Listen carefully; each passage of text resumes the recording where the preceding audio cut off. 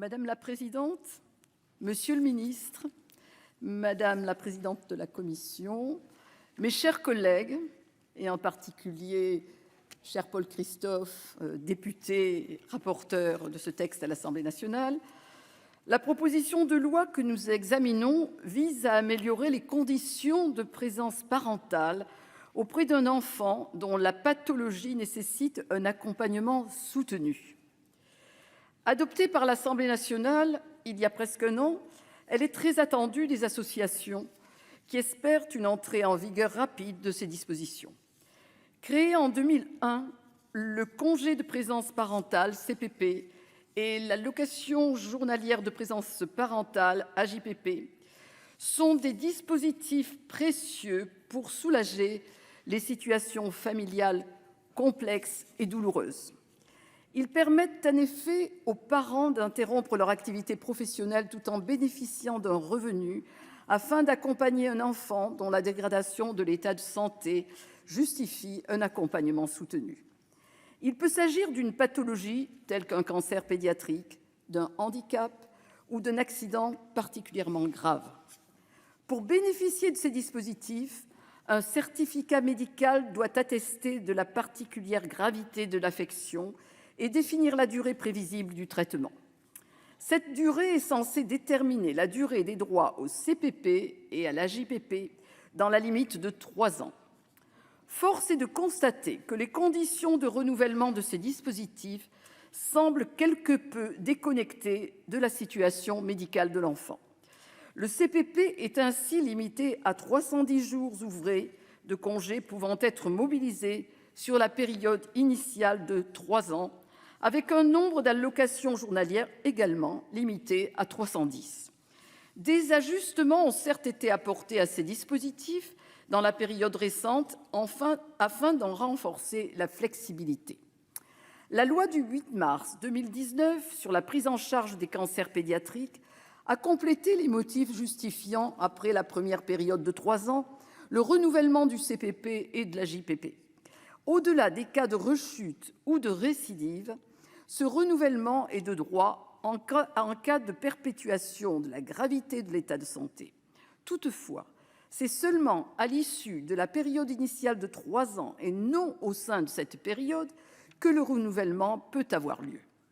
En outre, la loi de financement de la sécurité sociale pour 2020 a ouvert la possibilité pour le salarié, avec l'accord de son employeur, de fractionner le CPP ou de le transformer en période d'activité à temps partiel afin de mieux concilier l'accompagnement de l'enfant et le maintien d'une activité professionnelle.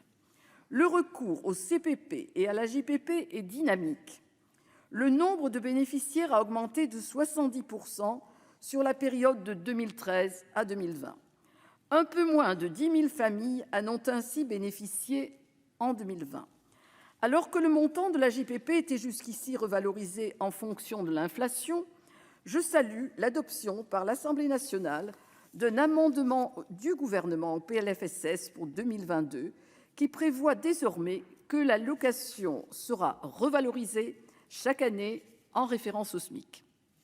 Je me félicite également du projet de dématérialisation des attestations mensuelles de l'employeur que le bénéficiaire doit produire tous les mois pour renouveler ses droits à l'AJPP. Ce mode de transmission des informations nécessaires aux caisses d'allocations familiales, prévu d'ici la fin de l'année 2022, devrait faciliter grandement la vie des allocataires. J'en viens au contenu de la proposition de loi déposée par notre collègue député Paul Christophe. Son article unique ouvre la possibilité de renouveler le CPP et le crédit d'AJPP au-delà de 310 jours sur la période de référence initiale de 3 ans. Cette évolution est pleinement justifiée par le souci de mieux tenir compte de la réalité de la pathologie ou du handicap de l'enfant et des soins qu'il requiert. La possibilité de renouvellement après la période initiale de 3 ans, que nous avions votée dans la loi du 8 mars 2019, a en effet un intérêt en pratique limité. En effet, au bout de 3 ans, la plupart des enfants sont généralement soit guéris, soit malheureusement décédés. Les dispositions actuelles ne répondent donc pas aux besoins des quelque 600 foyers qui, au cours de la période de référence de 3 ans, épuisent leur crédit de 310 jours d'AJPP. Dans le cas des cancers pédiatriques, les chiffres les plus pessimistes évaluent même à 30% la part des parents bénéficiaires de l'AJPP qui auraient besoin d'une prolongation du nombre de jours d'allocation.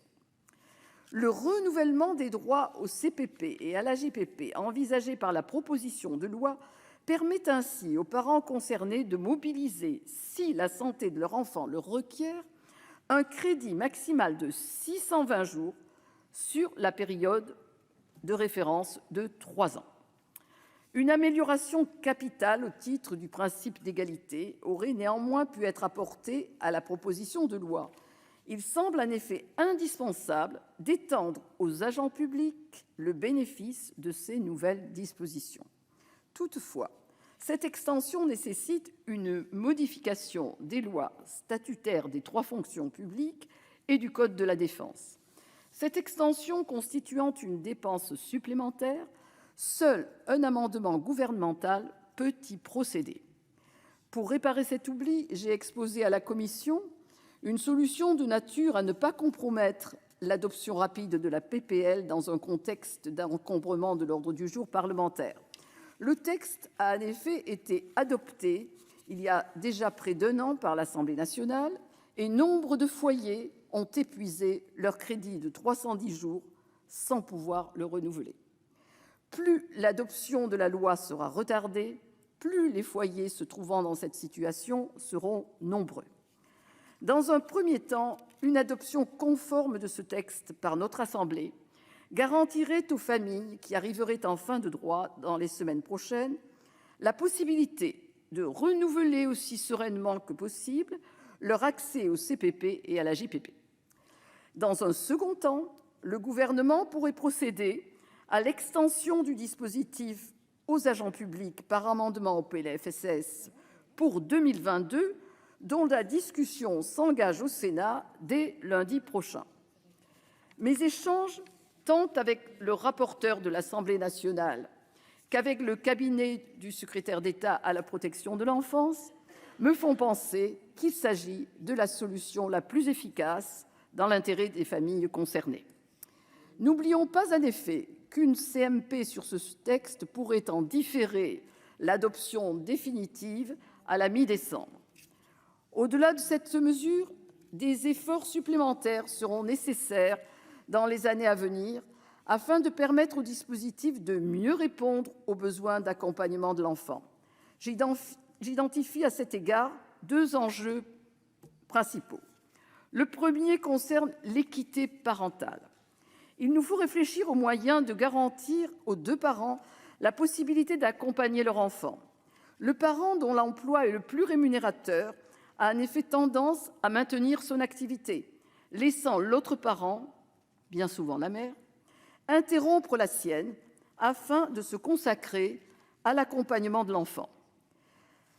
La situation familiale peut s'en trouver durablement affectée entre la dégradation de l'employabilité du parent accompagnant et le sentiment de culpabilité de l'autre parent n'ayant pu participer à l'accompagnement autant qu'il l'aurait souhaité.